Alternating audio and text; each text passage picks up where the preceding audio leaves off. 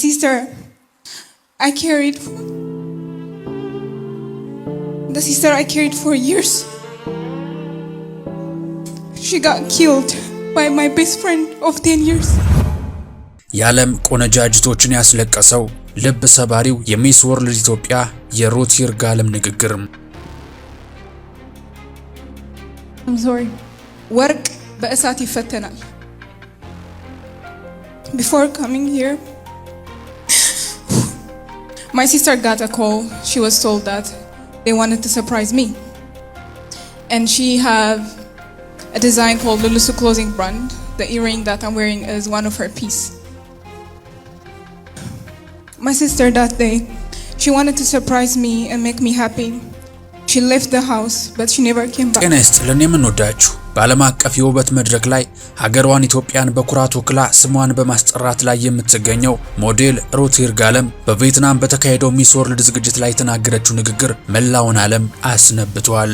ሕይወቷን ሙሉ በፍቅር ያሳደገቻትና እንዳይኗ ብሌን የምትሳሳላት ታላቅ እህቷ ወደዚህ ታላቅ መድረክ ለመጓዝ አንድ ሳምንት ብቻ ሲቀራት ለ10 ዓመታት አምና በተጠጋቻት የቅርብ ጓደኛዋና በጓደኛዋ ፍቅረኛ አማካኝነት በግፍ ታፍና ከተገደለች በኋላ አስከሬኗ በሁለት ሻንጣዎች ውስጥ ተቆራርጦ መገኘቱን የተናገረች ሲሆን ይህንን ለማሰብ እንኳን የሚከብድ አሰቃቂ ወንጀልና የልብ ስብራት ተሸክማ ወደዚህ መድረክ የቀረበችው ሩት የደረሰባትን መራራ ክህደት ችላ የሀገሯን ባንዲራ ከፍ ለማድረግ ከመቶ በላይ የዓለም ቆነጃጅት ጋር ለመወዳደር አንገቷን ቀና አድርጋ በዓለም ሕዝብ ፊት ቀርባለችም።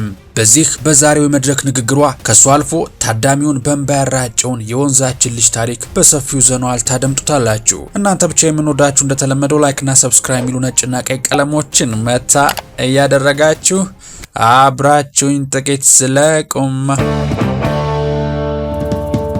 በዓለም አቀፍ መድረኮች ላይ የሀገርን ስም ይዞ መቆምና የሀገርን ባንዲራ በኩራት ማውለብለብ ትልቅ ክብር ሆኖ ሳለ ውድድሩን በሶስተኛ ደረጃነት መምራት ደግሞ ሌላ ድርብ ኩራት ሆኖ ሳለ ሚስ ወርልድ ኢትዮጵያ ሩት ይርጋለም በቪየትናም እየተካሄደ ባለው የዓለም አቀፍ የውበት ውድድር ላይ ተገኝታ ሀገሯን ለማስጠራት በተዘጋጀችበትና እዚህ የተስፋ መድረክ ላይ ለመገኘት የመጨረሻውን ዝግጅት በምታደርግበት ወቅት የገጠማት የህይወት አሰቃቂ ፈተና ብዙዎችን አስደንግጧል።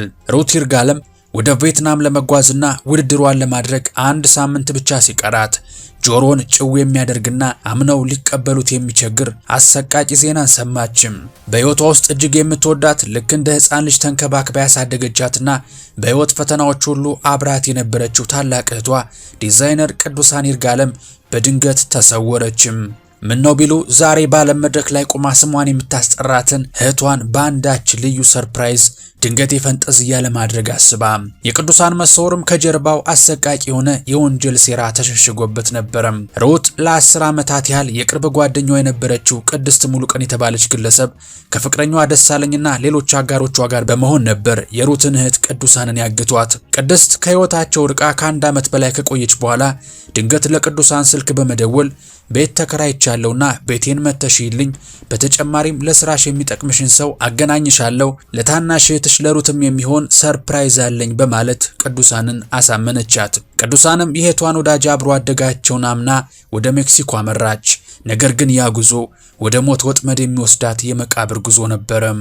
ቅድስትና ቅዱሳን ተገናኝተው ከሜክሲኮ ወደ ኮዬ ፈጬ ከተጓዙ በኋላ ቅዱሳን ሀገር አማን ብላ ወደ ቤት ስትገባ ቤት ውስጥ አድፍጦ ይጠብቃት የነበረው የቅድስት ፍቅረኛ ደሳለኝ ቅዱሳንን አገታት። አጋቾቹ ለቤተሰቦቿ ደውለው 2 ሚሊዮን የኢትዮጵያ ብር ጠየቁ። 9 ቀናት ሙሉ አግተው አስቀመጧት። ሩትና ቤተሰቦቿ ቅዱሳን በሕይወት ትመለስ ዘንድ አምላካቸውን እየተማጸኑ የተጠየቀውን ገንዘብ ለመክፈል በሚሯሯጡበት ወቅት አጋቾቹ የወንጀላቸውን ምስክር ለማጥፋት ወሰኑ። ቅዱሳን ፊታቸውን ስላየችና ስላወቀቻቸው እንዳይታሰሩ በመስጋት ያለምንም ርኅራኄ አሰቃቂ ግድያን ፈጸሙባት። አስከሬኗንም በሁለት ሻንጣዎች ውስጥ ከተው በሌላ የኮንዶሚኒየም ቤት ውስጥ ደበቁት። ይህ በቅርብ ወዳጅ የተፈጸመ አሰቃቂ ክህደትና ግድያ መላውን የኢትዮጵያ ሕዝብ ያስደነገጠና ያሳዘነ ወንጀል ሆነ። ፖሊስ ባደረገው ብርቱ ክትትል ከጉዳዩ ጋር በተያያዘ 8 ተጠርጣሪዎችን በቁጥጥር ስር መዋል ቢችልም የቅዱሳንን ሕይወት ግን መመለስ አልተቻለም። እህቷ በተገደለች በሳምንቱ ሩት ይርጋለም በሁለት መንገዶች መካከል ቆመች። አንደኛው መንገድ ሁሉንም ነገር ትታ በሐዘን ማቅ መልበስና ተስፋ መቁረጥ ሲሆን ሁለተኛው መንገድ ደግሞ የደረሰባትን መራራ ህመም፣ አሰቃቂ ክህደትና ከባድ የሐዘን ዕዳ ተሸክማ ለአባቷ ለሞተች እህቷና በሀገሯ ስም ለተጣለባት ሀገራዊ ኃላፊነት ስትል ወደፊት መጓዝ። ሩትም ሁለተኛውን መንገድ መርጣ ለመታገል ወሰነች። እህቷ በቅርብ ወዳጆቿ መገደሏ ጥልቅ ሐዘን ውስጥ ቢከታትም የደረሰባትን ክህደት ወደ ዓላማና ጥንካሬ ለመቀየር ወሰነች። ቪየትናም ስትደርስና በዓለም አቀፍ የውበት ውድድር መድረክ ላይ ስትቆም መድረኩ ላይ የወጣችው ውበቷን ብቻ ይዛ አልነበረም፣ ጽናትና ጥንካሬዋን ጭምር እንጂ። የዓለም አቀፍ ውድድር አዘጋጆች፣ ዳኞችና ከ100 በላይ የሚሆኑ ከልዩ ልዩ ሀገራት የተውጣጡ ውብ ሞዴሎች በተገኙበት መድረክ ላይ ሩት ማይክሮፎኑን ጨብጣ አስገራሚ ታሪኳን ማጋራት ጀመረች። ሩት በመድረኩ ላይ በመጀመሪያ እንደዚህ አይነት ታላቅ ዕድል የሰጧትን አዘጋጆቿን አመስግና ሀገሯ ኢትዮጵያ የራሱ የሆነ የዘመን አቆጣጠር እንዳላት፣ የሰው ልጅ መገኛ መሆኗንና የቡና መነሻ ሀገር መሆኗን በኩራት አብራራች። ቀጥላም የደረሰባትን አሰቃቂ ሐዘን መናገር ጀመረች። እህቷ ከሷ 5 ዓመት ብትበልጥም በጤና ችግሯ ምክንያት በትምህርት ወደ ኋላ ቀርታ ከሷ ጋር በአንድ ክፍል በአንድ ወንበር ትማር እንደነበርና በእድሜዋ በቆዳ ቀለሟ እንዲሁም በክብደቷ ምክንያት ከፍተኛ መገለል ይደርስባት እንደነበርና ሩት ታናሿ ብትሆንም እሷን ለመጠበቅ ሁልጊዜም ከጎኗ እንደነበረች ተናገረች።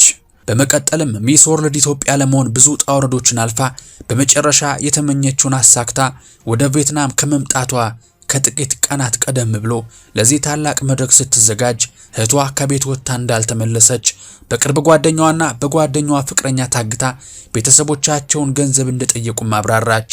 9 ቀናት በጭንቀትና በጸሎት ካሳለፉ በኋላ ግን እህቷ በሁለት ሻንጣዎች ውስጥ ተቆራርጣ እንደተገኘች ስታስረዳ በመድረኩ ላይ የነበሩ ታዳሚዎች በሙሉ እንባቸውን አዘሩ።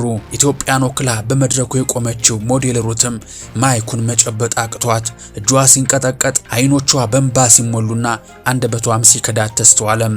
ሩት ግን ይህንን ሁሉ ህመም ችላ እዚያ የተገኘችው ስሜት አልባ በመሆኗ ሳይሆን ለአባቷ ለሞተችው እህቷና ሀገሯ የሰጠቻትን ትልቅ ኃላፊነት ለመወጣት ስትል እንደሆነ በመግለጽ የጽናቷን ጥልቀት አሳየችም። በዚህ ሁሉ አሳዛኝና ልብ ሰባሪ ታሪክ መሃል የፕሮግራሙ አዘጋጆች ከጎኗ በመቆም ጭምር ሊያበረቷት ሞከሩም።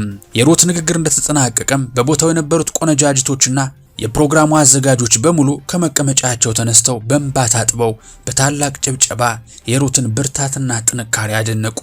በቅርብ ሰው እንዲህ ያለ አሰቃቂና ከባድ በደል ደርሶባት የልቧን ቁስል ችላ ሀገሯንና ሕዝቧን ለማስጠራት በጽናት መቆሟ ከወዲሁ አሸናፊ ያደርጋታል ሲሉ በርካታ ተመልካቾች አድናቆታቸውን ገለጹላት። ለዓላማ መቆም ሩቲን ይመስላል። ጀግና የኔ እናት፣ ታሪክሽን ሰምቼዋለሁ። በጣም ነው የምታበረችው። ይህ ታሪክ በማህበራዊ ሚዲያ ላይ ቫይራል የሆነ ሲሆን ወጣቱ ቲክቶከር አዶናይ ለሩት በላከው መልእክት ታሪኳን ሰምቶ እጅግ እንደበረታና በህይወቷ ትልቅ ፈተና ቢያጋጥማትም እሷ ግን ለመነሳት በመምረጧ ብቻ አሸናፊ እንደሆነች ገልጾላት ለውድድሩ መላው ህዝብ ድምጽ እንዲሰጣት ጥሪ አቅርቧል።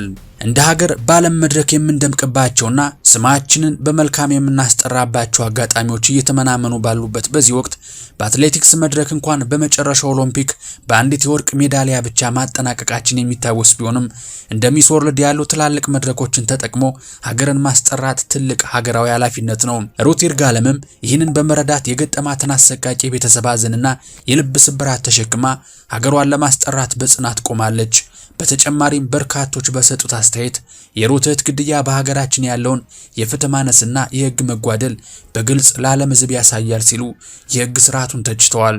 ፖሊሶች ቀድመው ቅዱሳን የታገተችበትን ቦታ አጣርተው ቢደርሱላት ኑሮ ከዚህ አሰቃቂ ግድያ እንደምትተርፍ በመጥቀስ የሩት ንግግር በሀገሪቱ ያለውን ደካማ የህግ ስርዓት ለዓለም አቀፉ ማህበረሰብ ቁልጭ አድርጎ ያሳየ አጋጣሚ ነው ብለዋል። ወንጀለኞች የህግ ስርዓቱ ላይ ያሉ ክፍተቶችን ተጠቅመው እንዲህ አይነት አሰቃቂ ወንጀሎችን እንደሚፈጽሙ በመጥቀስም የተሻለ የህግ ስነ ስርዓት እንዲኖር የህግ አካላትም ስርዓታቸውን እንዲያዘምኑ ተመልካቾች ሐሳባቸውን ሰጥተዋል። ሌላውና ዋነኛው ነገር ኢትዮጵያን ወክላ በዓለም መድረክ ላይ የተሰየመችው ሩት ይርጋለም ከምንም ጊዜ በላይ የኢትዮጵያውያንን ድጋፍ ትሻለችም። እሱም ሐዘኗን ችላ ልትወክላት ለሄደችለት ሀገሯ የሀገሯ ልጆች ድምጻቸውን እንዲሰጧት አሊያም ቮት እንዲያደርጓት ነው። በዚህም እንግዲህ በርካታ ርብርቦች ተደርገው ሩት ይርጋለም ይህንን ጥንቅር እስከምናዘጋጅበት ድረስ በ3ኛ ደረጃ ላይ ትገኛለችም።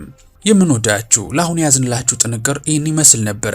በቻናላችን ስም ለሩት ይርጋለም ድልና ስኬትን እየተመኘን ከሐዘኗ መጽናናትና መበርታት እንዲሆንላት መልካሙን ሁሉ እየተመኘን በሩት ይርጋለም ታሪክ ደግሞ ሐዘን ለተሰማቸው ሁሉ መጽናናትን እየተመኘን ድል የኢትዮጵያን ስም ተሸክማ በዓለም መድረክ ለቆመችው ሚስ ወርልድ ሩት ይርጋለም ይሁን እያልኩ ተሰናበትኳችሁ። የምንወዳችሁ በቀጣይ በሌላ ጥንቅር እስከምንገናኝ ሰላማችሁ ብዝት ይበልልኝ። ቸር ቆዩልኝ።